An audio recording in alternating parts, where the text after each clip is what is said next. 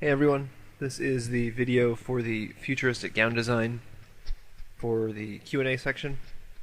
Um, and to start off, you can see, so I've got a base silhouette that I'm going to use for all the thumbnails, just because it's a lot easier when we're just designing the clothes. If it were a character design from the ground up, you couldn't do it because you'd want to keep changing the actual shapes of the character every time. But since I'm just focusing on the clothing, I'm just using that one basic silhouette and then building on top of it for all the subsequent thumbnails. Which, by the way, I'm not going to be drawing all of them for this video. It's kind of like a cooking show approach, where I am showing you in one thumbnail. I'm going to take one thumbnail from beginning to end, and then show you the rest of them that I've already done. But right now, so you can see, I'm just kind of adding shapes to the body that I think will help convey the adjectives that are up in the top right corner there.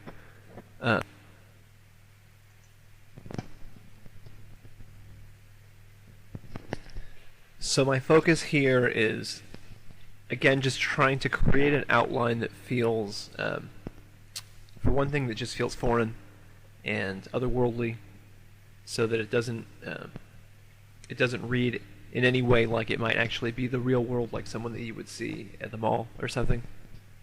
And everything, from the headdress to the shape of the dress and the sleeves and stuff, just focus on things that are entertaining, for one thing. 2, that go along with your adjectives. And then 3, just avoiding anything too familiar.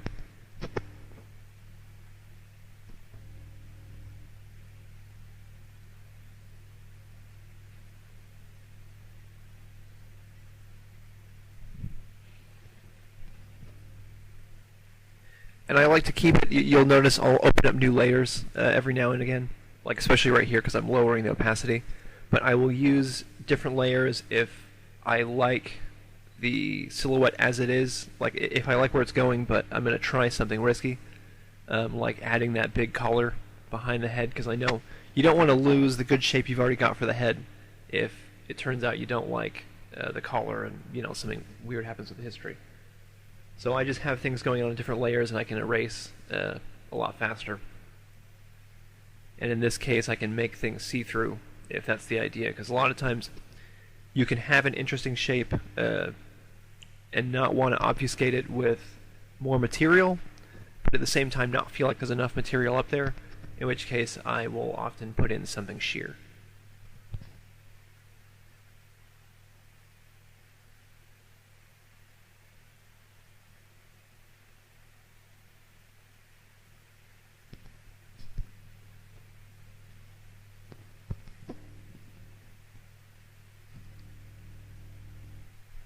And since with this one I decided to go with something kind of sort of more rich, noble, upper class, if only so I could use more materials and have a lot of layers to the clothing. I have kind of worked this design so that it has several different kinds of cloth built up on top of each other. And by having layers in the dress like I'm doing here, it shows that there's a lot of material, which theoretically shows that the person has a lot of money.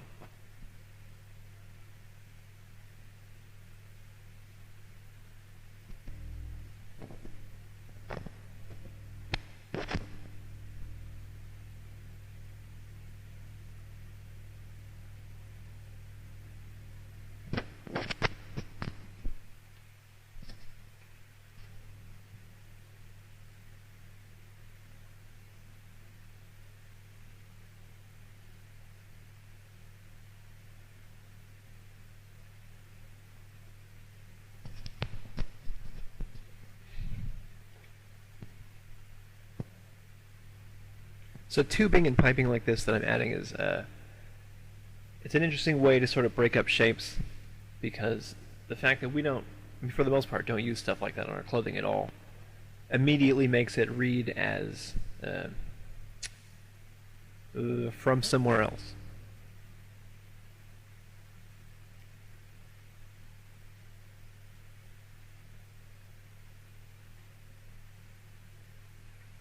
And actually, in a weird way, having something like that kind of piping on it also indicates that it is formal wear and not something that you would wear, if you were running around out in a field or in a forest, because I would imagine those tubes would catch on a lot of stuff.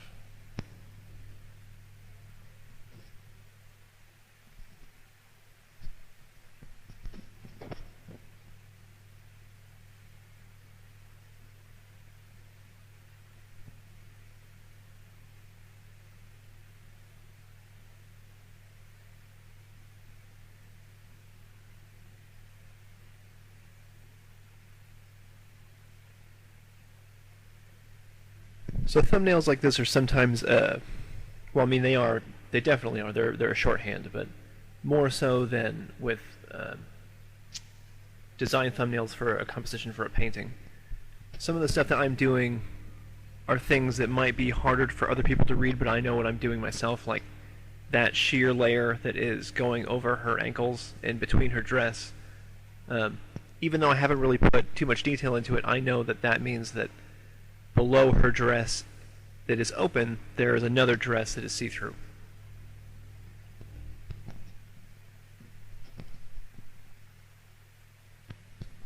And you can use the copy-paste and horizontal flip to have things on both sides of the dress that are going to be symmetrical, though I don't suggest you just paint one half of the dress and then flip it, because things that are totally symmetrical can sometimes be kind of boring. It doesn't mean you don't want to do it. I mean, there are definitely times when you want a symmetrical outfit. But if you're going for a future avant-garde look, I wouldn't suggest copy-pasting both halves of an entire dress too often.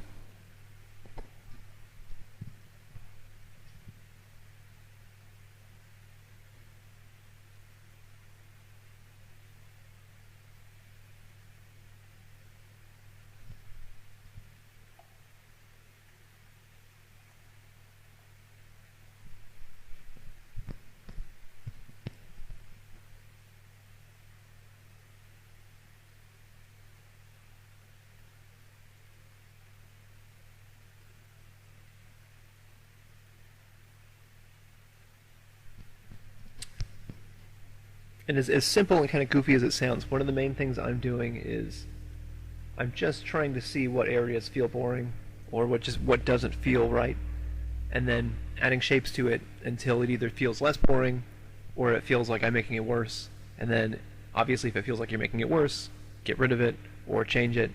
And if you like the direction it's moving in, then either keep working on that same area or maybe leave it for a bit and come back to it. But just keep focusing on how each part of the outfit makes you feel. And if those feelings go with the adjectives that you picked out before that you want to define the picture.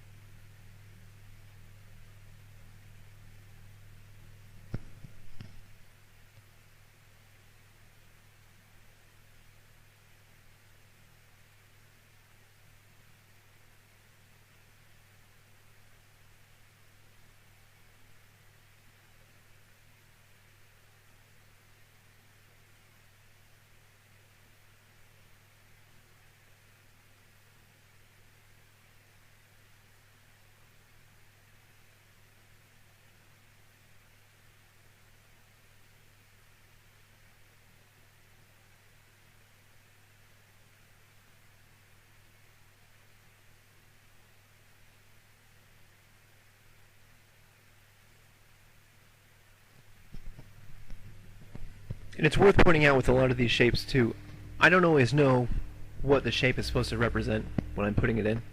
Like the tubing that I just attached to her collar, I kind of had a vague idea of what it might be doing, like some kind of parachute thing, but I hadn't fully worked it out at this point. I'm just putting in shapes that feel like they fill in areas interestingly.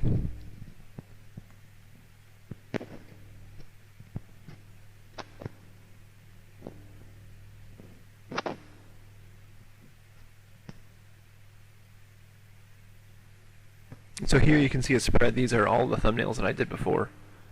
And how, as you do each one, you just keep adding it to the line. And then at some point, when you feel like you have enough designs that are in the vein that you were going for, you can take them aside and you put a second value on top.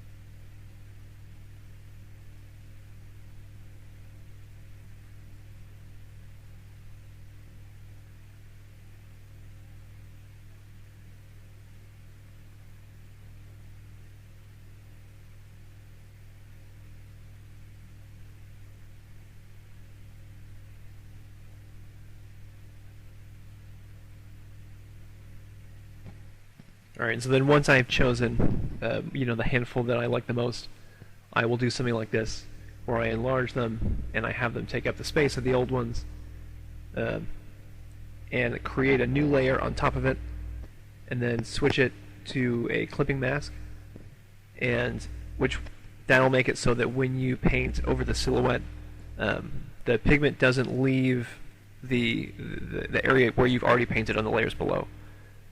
And you create a clipping mask by clicking on the checkerboard in the top left corner above the layers window, or in the layers window, but above where it's got the layers listed.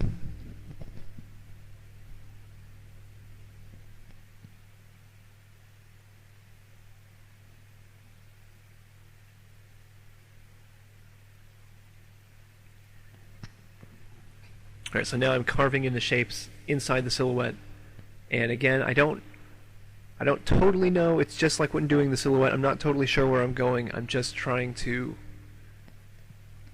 use shapes that create focus where I want focus and keep reinforcing those original adjectives that I'm trying to convey with the design.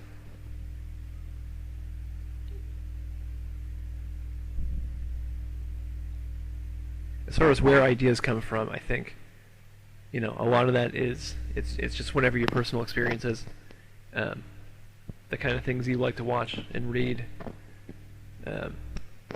will always, to some extent, kind of seep in to your brain sponge. And when you're designing, at least I know for myself, when I'm designing things like this, while I'm not consciously thinking about it, I can always see influences from TV shows that I liked when I was younger, or video games that I played a lot, and you just want to try to make sure that you don't do anything that's specifically too similar, like, keep an eye on your subconscious and be like, wait a minute, I've definitely seen those shoes before. And just try to mix it with all the things that you like that aren't, that are not sci-fi fantasy. Like, in particular, I do like a lot of fashion stuff. If you look at Alexander McQueen and Jean-Paul Gaultier, they have a lot of really, really cool fashion stuff that translates very well to sci-fi fantasy. And so just try to keep thinking in a way that is combining elements of things that you like without simply just taking someone else's idea.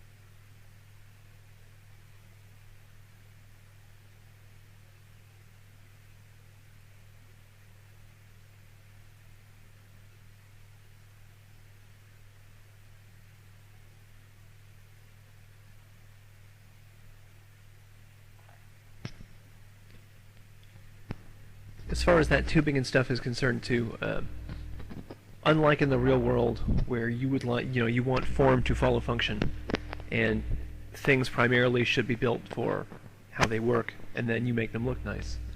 Because you're trying to define this character entirely by the way they look, I design the abstract shapes to reinforce, again, those feelings that I'm going for. And, whether it's those tubes or the weird collar or the headdress, I will create the shapes first so that they feel a certain way. And then once I like the way they feel, I will decide what they do. If they do anything. I mean, for the most part, a lot of this might just be fashion, and it might be totally useless. But if it was, especially like if it was a building, I would be designing the spires and things like that, and then only afterwards would I kind of figure out what each one of those shapes were, or if they have a function at all.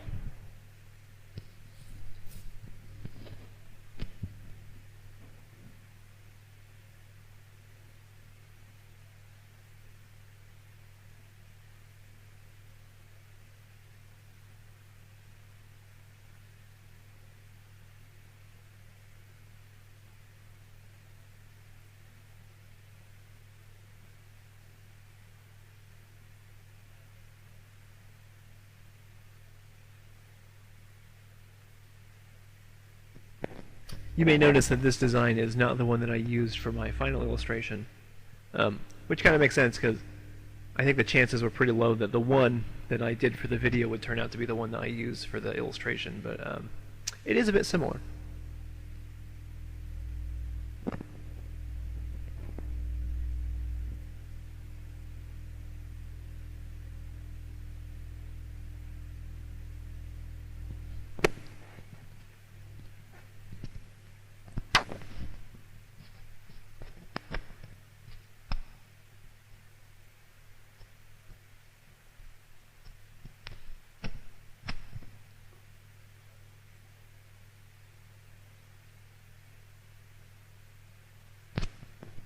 Okay, so now that I'm happy with the two-tone study, I'm going to do a sketch.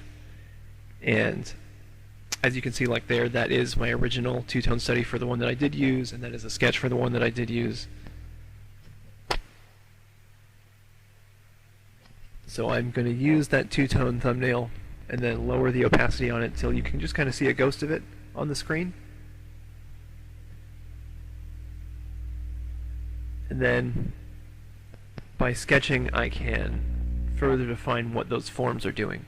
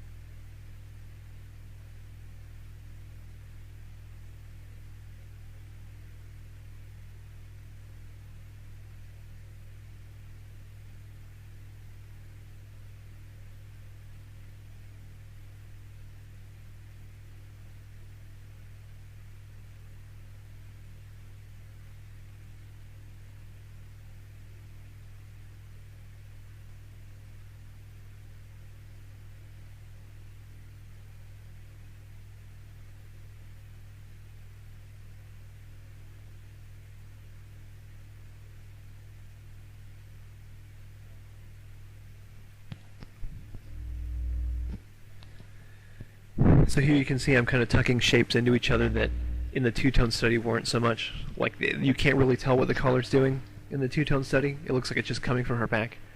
But now I've got it wrapping over to the front. Which, when you have aspects of the outfit that kind of move in and out like that, it helps it feel three-dimensional.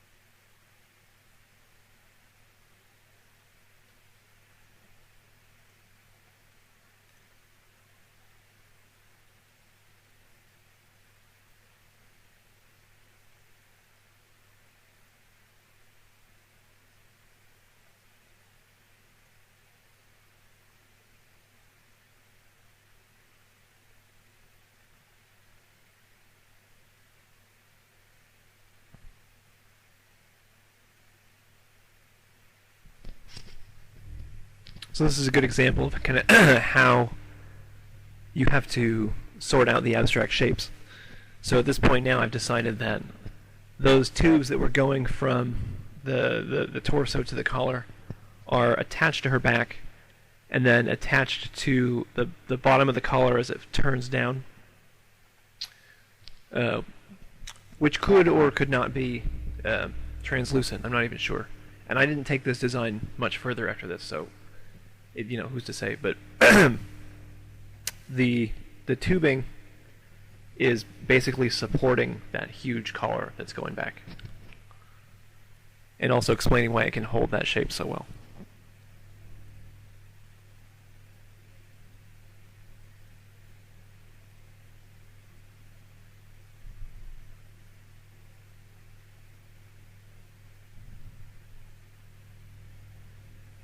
And here's that clear, or not clear, but translucent dress that I was talking about before.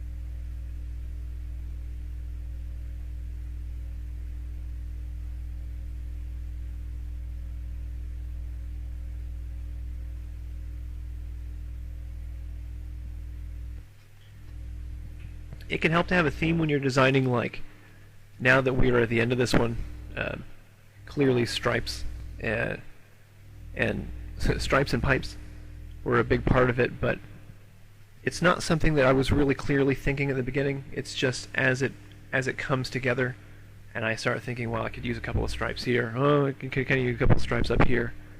The theme starts to emerge, and then once you see where you're going with it, you can kind of take command of it and take it further.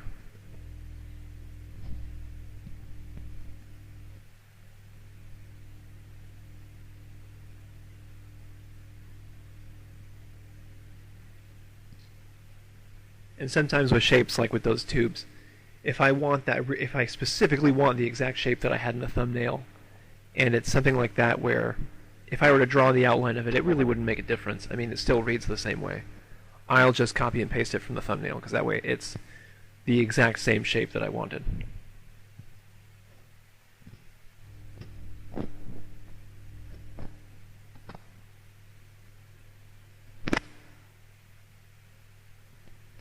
Alright, so then just erase away at the base drawing that I had under there, and you pretty much you have one you've got one full design.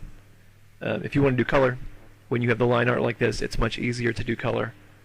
But for the Q&A, because of its short size, I just went with a black one. So we get to skip that whole set.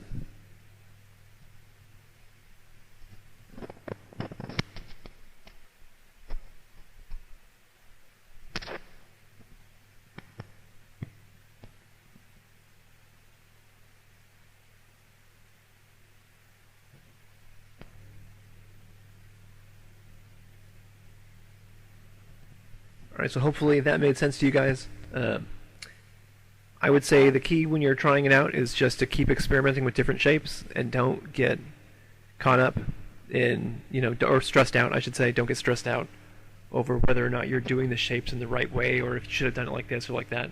Literally, you're just, design it for yourself, and if you like it, then keep the part you like, and if you don't like something, then change it. And you just keep changing it until you start to get a better idea of what you want, and once you get something you want, you move on to the next part. And by handling it that way, theoretically, you will end up with things that are original and tuned to your sensibilities.